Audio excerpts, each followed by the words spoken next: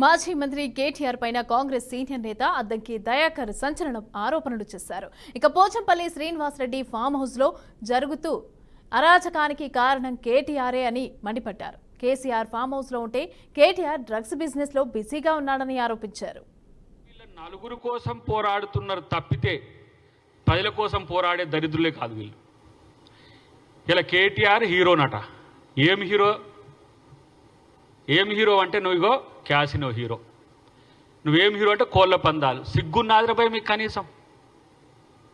కోళ్ల పందాలు ఆంధ్రలో సైతం సంక్రాంతికి ఆడుకునే కల్చర్ ఉన్నది. ఎక్కడైతే దాని నేటి ఉందో మన పక్కన ఉన్న రాష్ట్రం, మనం అందరం కూడా కోళ్ల పందాలంటే అందరం కూడా ఉమ్మడి ఆంధ్రప్రదేశ్లో సంతోషపడ్డ వాళ్ళం. సరే, దానికి కోడి కత్తులు కట్టి అదొక హింసాత్మక సంఘటన చేసి అది పోలీసులు చూసుకుంటారు.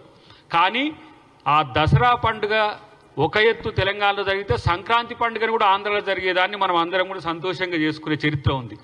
కానీ సంక్రాంతికి ప్రజలు ఆడుకునే సంబురాన్ని కూడా కమర్షియల్ చేసి పడేసి 2 years నుంచి దందా నడుస్తుంది. వీళ్ళ టీఆర్ఎస్ ప్రభుత్వం హయాంలో ఇచ్చిన పర్మిషన్స్ ఇవన్నీ కూడా.